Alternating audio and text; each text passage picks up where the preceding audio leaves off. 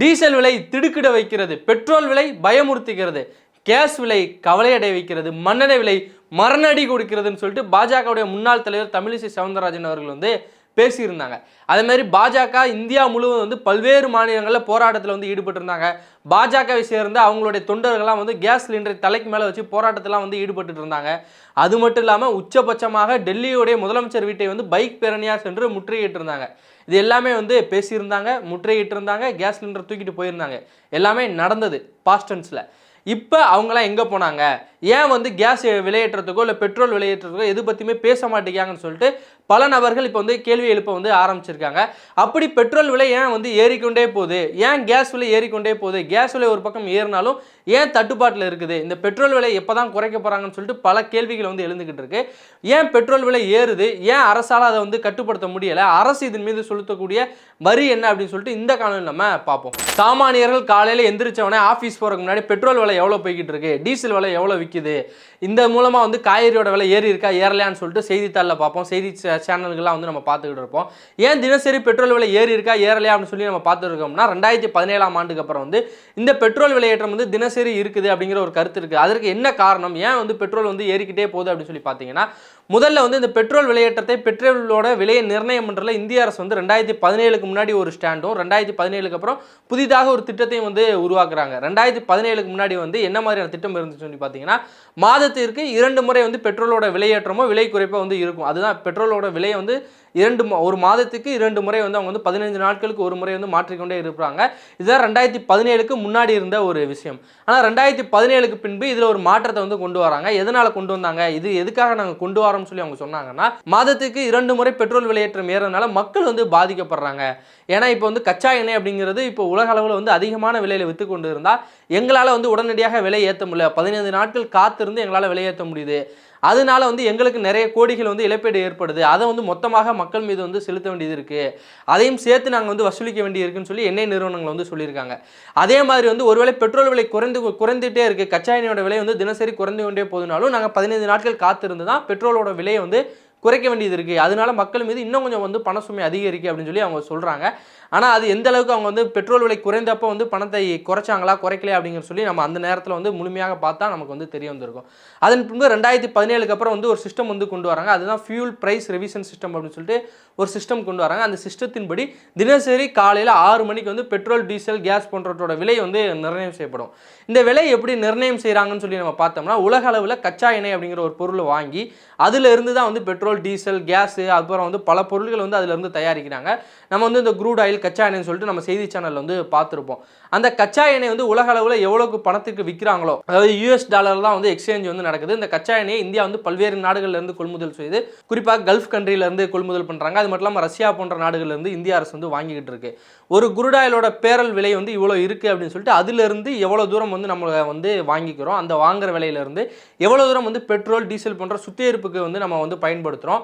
அது போக இந்திய அரசு எவ்வளோ டேக்ஸ் போடுறாங்க, மாநில அரசு எவ்வளோ டேக்ஸ் போடுறாங்க, அதுக்கப்புறம் வந்து டீலர்ஷிப் வந்து எவ்வளோ அது மேலே ஏற்றுறாங்கன்னு சொல்லிட்டு எல்லா விலையும் சேர்த்து நமக்கு வந்து காலையில் 6 மணிக்கு வந்து பெட்ரோல் விலை வந்து அறிவிக்கப்படும். அப்படி அறிவிக்கிற சிஸ்டத்தை வந்து தினசரி பெட்ரோல் விலை ஏற்றம் குறைப்பு அப்படிங்கிற சிஸ்டத்தை வந்து 2017க்கு அப்புறம் வந்து கொண்டு வராங்க. இந்த கச்சா எண்ணெய் வந்து எப்படி வந்து இந்திய அரசு வாங்குதுன்னு சொல்லி பார்த்தீங்கன்னா, அந்நிய செலவாணின்னு ஒரு விஷயம் இருக்குது. அந்நிய செலவாணினா நம்மளுடைய பணத்தை வந்து டாலராக கன்வெர்ட் பண்ணி அதன் மூலமாக தான் வந்து கச்சா எண்ணெய் வந்து வாங்கப்படுது. நம்மளுடைய பணத்தை வச்சு நேரடியாக கச்சா எண்ணெய் வந்து வாங்கிடலாமேன்னு சொல்லி கேட்டிங்கன்னா நம்மளால் வாங்க முடியாது. ஏன்னா உலக நாடுகள் முழுவதும் வந்து 90% வந்து டாலர்ஸில் தான் வந்து எக்ஸ்சேஞ்சு வந்து பண்ணிக்கிட்டு இருக்காங்க. அதான் அந்நிய செலவாணின்னு வந்து நம்ம சிம்பிளாக சொல்லலாம். அந்த எக்ஸ்சேஞ்சில் வந்து 90% வந்து இந்த டாலர்ஸ்லேயே எக்ஸ்சேஞ்சு நடக்கிறதுனால இந்திய பணத்தை நம்மளால் வந்து வெளிநாடுகள் வந்து பயன்படுத்த முடியல. இந்த அந்நிய செலவாணி என்னன்னு சொல்லி பார்த்தீங்கன்னா, நம்ம வந்து இப்போ நம்ம கையில் வந்து இப்போ ஒரு 1000 ரூபாய் இருக்குன்னு வச்சுக்கோங்க, இந்திய பணம் மதிப்பு வந்து நம்மள்ட்ட வந்து 1000 ரூபாய் இருக்குன்னா, நம்ம வந்து அதை உலக லெவலில் எடுத்துகிட்டு போகும்போது அது வெறும் 10 ரூபாவாக தான் கருதப்படும். ஏன்னா ஒரு டாலரோட விலை வந்து இன்றைய தினம் வந்து 100 ரூபாவை நெருக்கி வந்திருக்கு. அப்படி இருக்கும்போது 100 ரூபாய் அப்படிங்கிறது நம்மளுடைய மதிப்பில், அவங்களுடைய மதிப்பில் வந்து அது 1 ரூபாவை தான் வந்து கருதப்படுது. ஒரு டாலர் அப்படிங்கிறது 100 ரூபாய். இது வந்து இதுதான் நடக்குது. இப்போ பேரலோட விலை வந்து இப்போ $70 இருக்குன்னு வச்சுக்கோங்க, நம்ம வந்து அதை வந்து 7000 ரூபாய் பணம் கொடுத்து அதை வந்து வாங்க வேண்டிய தேவையும் இருக்குது. அப்படி 7000 ரூபாய்க்கு அந்த ஒரு பேரலை வாங்கி அதிலிருந்து நம்ம பிரித்து கேஸு, பெட்ரோல், டீசல் எல்லாமே எடுத்து மக்கள் மத்தியில் வந்து இதை விற்பனைக்கு வந்து கொண்டு வராங்க. இந்த ஃபியூல் பிரைஸ் ரிவிஷன் சிஸ்டம் கொண்டு வந்ததுக்கப்புறம் வந்து பார்த்தீங்கன்னா ஒவ்வொரு முறையும் தினசரி காலையில் வந்து ஒவ்வொரு பெட்ரோலிய நிறுவனங்களும் இவ்வளோ தூரம் எங்களுடைய 1 லிட்டர் பெட்ரோலுக்கு நாங்கள் பிரைஸ் நிர்ணயம் பண்ணியிருக்கோம்னு வந்து சொல்லுவாங்க. அதன் பின்பு அதன் மேலே மத்திய அரசு வந்து சென்ட்ரல் எக்ஸ்சேஞ்ச் டியூட்டி அப்படிங்கிற ஒரு டேக்ஸ் வந்து விதிக்கிறாங்க. அதன் பின்பு மாநில அரசு விஐடின்னு ஒரு டேக்ஸ் வந்து விதிக்கிறாங்க. அந்த விஐடி அப்படிங்கிறது மதிப்பு கூட்டப்பட்ட பொருள், அதாவது வேல்யூ ஆடட் டேக்ஸ் அப்படின்னு அதை சொல்கிறாங்க. அதுக்கப்புறம் வந்து ஒவ்வொரு டீலரும் அவங்களுக்கு தேவையான பணத்தை வந்து அதில் நிர்ணயம் பண்ணி மொத்தமாக அந்த பெட்ரோல் வந்து நமக்கு இன்றைய தினம் வந்து 108 ரூபாய்க்கு கிடைக்குது. இதில் வந்து எவ்வளோ தூரம் வந்து மத்திய அரசோ மாநில அரசோ எவ்வளோ தூரம் டேக்ஸ் வந்து நிர்ணயம் பண்ணுறாங்கன்னு சொல்லி பார்த்தீங்கன்னா மத்திய அரசு 11 ரூபாய் வந்து டேக்ஸ் வந்து ஆட் பண்ணுறாங்க. அது மட்டும் இல்லாமல் மாநில அரசு 11 ரூபாயிலிருந்து 15 ரூபா ஒவ்வொரு மாநிலத்துக்கு ஏற்ற மாதிரி அரசுகள் வந்து டேக்ஸ் வந்து நிர்ணயம் பண்ணிக்கிறாங்க. அதன் பின்பு டீலர்ஷிப் வந்து 7 ரூபாயிலிருந்து 8 ரூபா வரைக்கும் வந்து ஒவ்வொரு லிட்டர் பெட்ரோலுக்கு வந்து நிர்ணயம் செய்யப்படுது. அதன் பின்பு பெட்ரோல் டீசல் அப்படிங்கிறது நமக்கு வந்து மொத்த விலைக்கு வந்து நமக்கு கிடைக்குது. உங்களுக்கு ஒரு கேள்வி எழலாம், ஏன் அமெரிக்காவுடைய பணத்திலே வந்து நம்ம வந்து உலக அளவில் வந்து நம்ம வந்து எக்ஸ்சேஞ்ச் பண்ணணும், ஏன் அந்நிய செலவாணி வந்து வைக்கணும், ஏன் இந்தியாவுடைய பண மதிப்பு வந்து வைக்கலாம்ல, நம்ம தான் உலகத்திலே வந்து பெரிய நாடுகளில் ஒரு நாடாக இருக்கிறோமே, அப்புறம் ஏன் நம்மளுடைய பணத்தில் வந்து நம்ம வந்து வியாபாரம் செய்ய முடியலன்னு சொல்லி பார்த்தீங்கன்னா உலக அளவில் இருக்கக்கூடிய உலகளாவிய மத்திய வங்கி அப்படின்னு சொல்லிட்டு ஒன்று இருக்குது. நம்ம வேர்ல்டு பேங்க்னு சொல்லுவோம்ல, நம்ம வந்து அரசுகள்லாம் கடன் வாங்குவாங்களே, அந்த வேர்ல்டு பேங்கில் 58% வந்து யூஎஸ்ஏ டாலர் வந்து இருப்பு வைக்கப்பட்டிருக்கு, அதாவது வைப்பு தொகையாக வைக்கப்பட்டிருக்கு. அவங்க வந்து அவ்வளோ பணத்தை வந்து அங்கே வந்து சேமித்து வச்சுருக்காங்க. அது ஒரு காரணமாக இருக்குது. அதே மாதிரி இந்த உலகத்திலே வந்து அதிகமான தங்க நகைகள் வச்சிருக்கிறது, தங்கத்தை வந்து கட்டிகளாக வச்சிருக்குன்னு பார்த்தீங்கன்னா அமெரிக்க அரசு தான். எவ்வளோ வச்சிருக்காங்கன்னு சொல்லி பார்த்தீங்கன்னா 8133 டன் வந்து தங்கமாக வச்சிருக்காங்க. அதாவது 81,33,000 கிலோ தங்கம் வந்து அவங்கள்ட்ட வந்து இப்போ வந்து ஸ்டாக்ல இருக்குது. அதுவும் ஒரு முக்கியமான காரணமாக இருக்குது. அதனால தான் அமெரிக்கா வந்து ஒரு பணக்கார நாடாகவும் கருதப்படுது. எந்த நாடு அதிகமான தங்கத்தை வந்து இருப்பு வச்சிருக்காங்களோ அது அவங்க தான் வந்து உலகிலே பணக்கார நாடாக கருதப்படும். இப்போ கூட சமீபத்தில் பிரதமர் மோடி அவர்கள் வந்து சொல்லியிருந்தாங்க, யாருமே விழாக்கள்லாம் தங்கம் வாங்காதீங்க, வெள்ளி வாங்காதீங்க, பெட்ரோல் டீசல்லாம் வந்து உங்களுடைய செலவுகள்லாம் குறைச்சிக்கோங்க, பொது போக்குவரத்தை பயன்படுத்துங்கன்னு சொல்லி மோடி அவர்கள் வந்து சொல்லியிருந்தார். ஏன் சொல்லியிருந்தாருன்னா நம்மளுடைய இந்திய மக்கள் வந்து அதிகமாக தங்கம் வாங்குறதுனால மத்திய அரசு வாங்க வேண்டிய தங்கத்திற்கு தட்டுப்பாடு ஏற்படுது. ஒருவேளை விலை வந்து ஏறிக்கொண்டே போகுது, இந்திய மக்கள் அதிகமான தங்கம் வாங்கி கொண்டே இருக்கிறதுனால மத்திய அரசு வாங்கக்கூடிய தங்கத்தோடைய விலையும் ஏறிக்கொண்டே போகுது. நம்மளுடைய நாட்டை பாதுகாக்கிறக்காண்டி நம்மளுடைய சேமிப்புகளை வந்து அதிகப்படுத்துறதுக்காண்டி நீங்களாம் தங்கம் வாங்காதீங்கன்னு சொல்லி பிரதமர் மோடி அவர்கள் வந்து சொல்லியிருந்தார். ஆனால் அமெரிக்காவிலேயும் மக்கள் தங்கம் வாங்கி கொண்டு தான் இருக்கிறாங்க. அங்கேயும் அரசு வந்து அதிகமான தங்க சேமிப்புகளை வந்து வச்சிருக்காங்க. இந்திய அரசு மக்களை வாங்க வேண்டாம், நாங்கள் வாங்கிக்கிறோம்னு சொல்லி அவங்க ஒரு கருத்தை வந்து வைக்கிறாங்க. அது எந்த அளவுக்கு ஏற்புடையாக இருக்க போது, எந்த அளவுக்கு வந்து மக்கள் அதை வந்து ஃபாலோ பண்ணுறாங்கன்னு சொல்லிட்டு நமக்கு தெரியலை.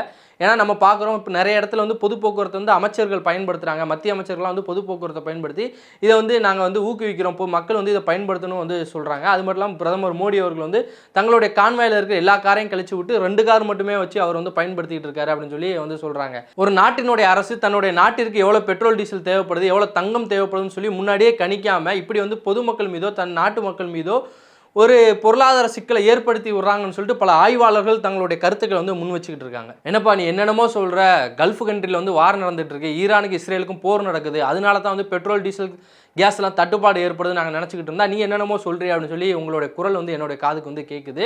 இதுவும் ஒரு முக்கியமான காரணம் தான். ஈரான் இஸ்ரேலுக்கு நிறைய வந்து வார் நடக்கிறது, கல்ஃப் கண்ட்ரீஸில் வந்து வார் நடக்கிறது, அந்த முக்கியமான நீர்வழி வந்து மூணுது, இது எல்லாமே வந்து இதுவும் பெட்ரோல் டீசல் தட்டுப்பாடுக்கு ஒரு முக்கியமான காரணம் தான். அது மட்டும் காரணம் கிடையாது. ஏன்னா இந்தியாவுடைய பண மதிப்பு அப்படிங்கிறது டாலரை கம்பேர் பண்ணும்போது குறைஞ்சிக்கிட்டே போகுது. அதுவும் ஒரு முக்கியமான காரணமாக கருதப்படுது இந்த பெட்ரோல் டீசல் விலை தட்டுப்பாட்டில். இப்படி தொடர்ந்து வந்து டாலரோட மதிப்புக்கு இந்திய ரூபாய் மதிப்பு குறைந்து கொண்டே போனால் பெட்ரோல் டீசலோட விலை எவ்வளோ இருக்குன்னு நினைக்கிறீங்க? 130 ரூபாயிலிருந்து 150 ரூபா வரைக்கும் 1 லிட்டர் பெட்ரோல் விற்கப்படுறதுக்கான சாத்தியக்கூறுகள் இருக்குது.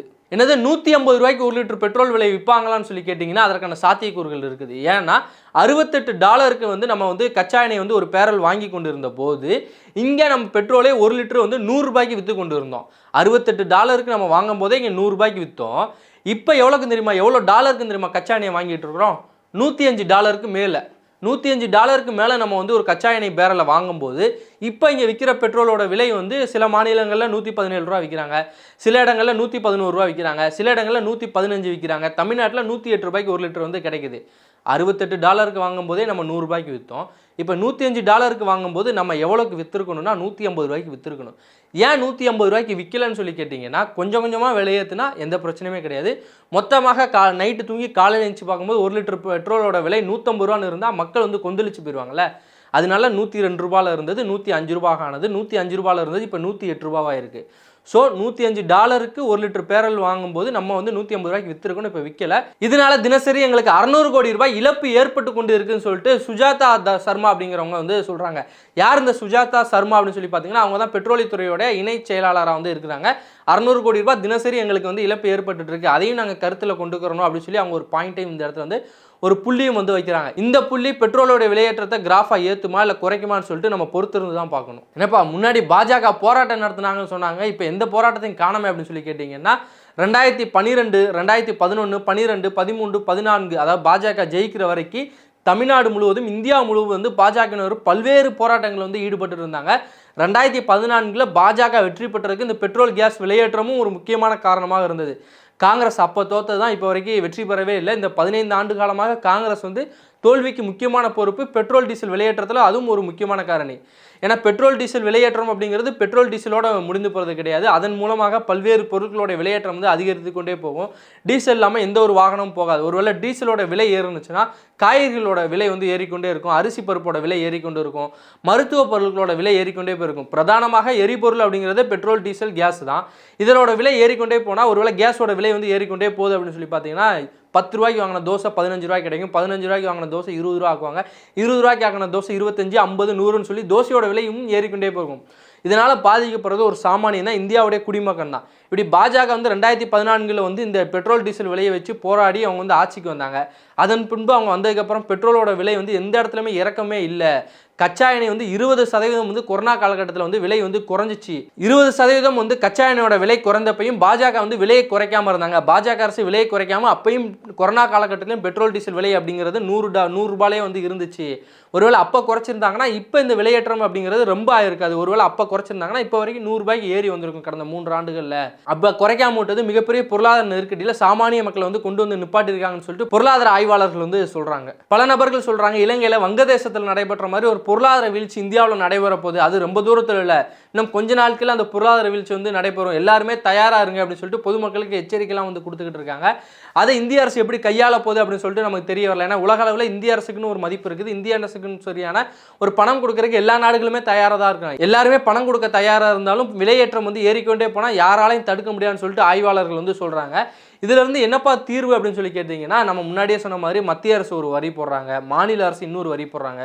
உலக அளவில் பல நாடுகளில் இது போன்ற வரி அமைப்பே கிடையாது. உலக அளவிலே அதிகமான வரி வாங்குறதுல இந்தியா ஒரு முக்கியமான நாடாக இருக்குது. இப்படி மத்திய அரசும் மாநில அரசும் அதிகமான வரியை வாங்குறாங்களா, அந்த வரியெல்லாம் குறைத்து கொண்டால் ஒருவேளை அந்த வரி 10 ரூபாயிலிருந்து 1 ரூபா ஆக்கப்பட்டா, இல்லை அந்த வரி 10 ரூபாயிலிருந்து 5 ரூபா ஆக்கப்பட்டா சாமானிய மக்கள் மீது உழுகிற வரி சுமை அப்படிங்கிறது குறையும்.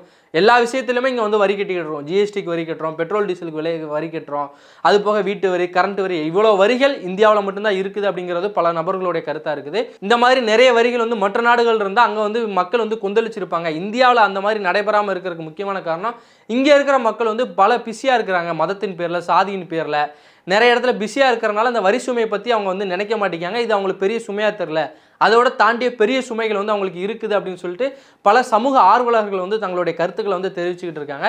தொடர்ந்து விலையேற்றம் என்னவாக முடிய போது, நான் முன்னாடியே சொன்ன மாதிரி அந்த டாட் அப்படிங்கிறது குறைய போறா ஏறப்போதா அப்படிங்கிறத மத்திய அரசோட கையிலையும் மாநில அரசோட கையிலையும் தான் இருக்குது.